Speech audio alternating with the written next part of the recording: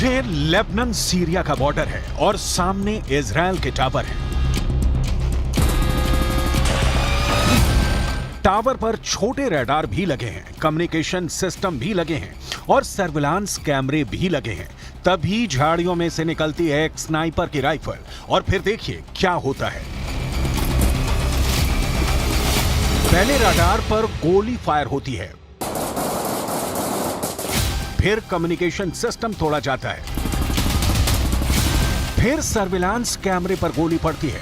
यह सब कुछ इजराइल लेबनान बॉर्डर पर हो रहा है। इजराइल डिफेंस का पूरा निगरानी स्ट्रक्चर हिजबुल्लाह ने उखाड़ना शुरू कर दिया है।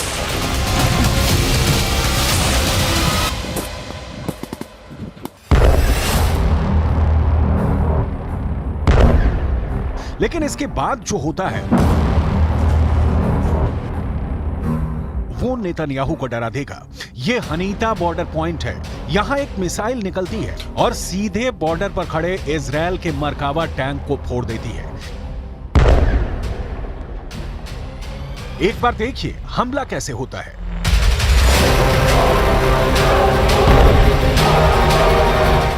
धुआं छटता है तो इजराइल के बाकी टैंक भागने लगते हैं।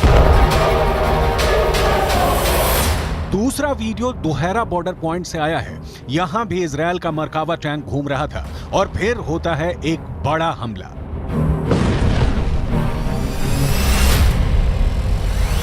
Hezbollah anti tank missile fire करता है। मिसाइल टैंक की तरफ बहुत तेजी से बढ़ती है और इजराइल के मरकावा में बहुत बड़ा धमाका होता है।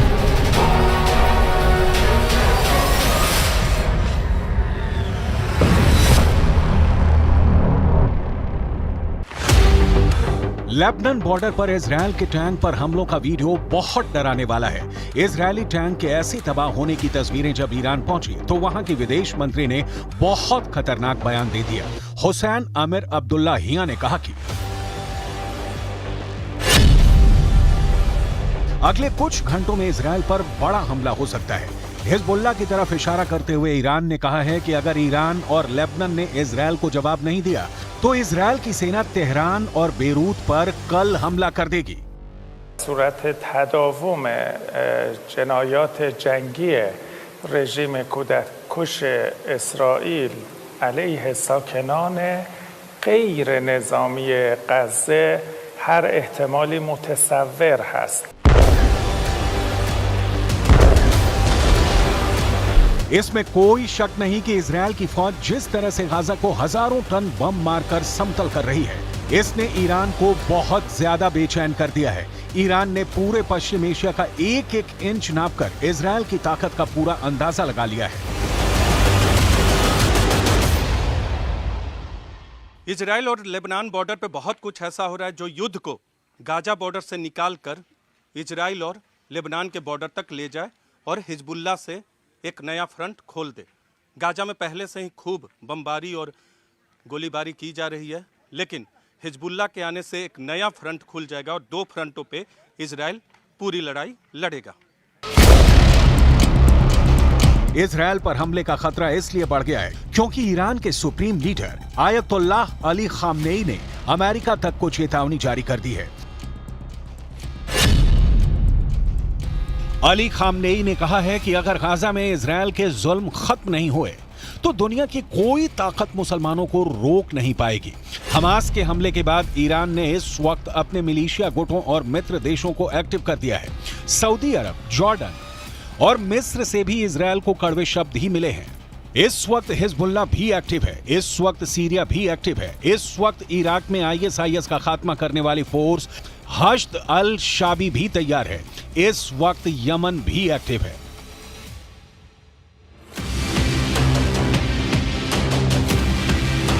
सितंबर महीने में ही यमन ने अपनी मिलिट्री परेड निकाली थी और इस परेड में ऐसी ऐसी मिसाइल और ड्रोन दिखाए जो इस इलाके में अमेरिका और उसके दोस्तों को परेशान कर सकते हैं। यमन वो देश है जिसने पिछले 8 वर्षों तक सऊदी अरब और उसके 15 साथी देशों से युद्ध लड़ा, जिस युद्ध में उसके खिलाफ अमेरिका भी रहा, ब्रिटेन भी रहा और इजराइल ने भी यमन के खिलाफ मदद की।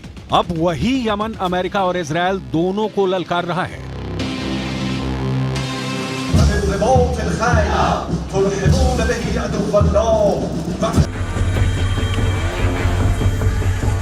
युद्ध की ऐसी ललकार, ऐसा गुस्सा, आप इस इलाके को पश्चिम एशिया कहकर बुलाइए, इसे खाड़ी कहिए या फिर मिडिल ईस्ट, नाम कितने भी हों, लेकिन इस वक्त यूक्रेन के बाद दुनिया का सबसे खतरनाक इलाका कोई है तो वो यही जमीन है।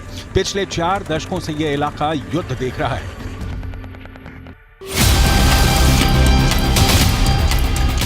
यमन के इस मिसाइल का नाम है तूफान, जो 1000 किलोमीटर की रेंज तक मार कर सकती है।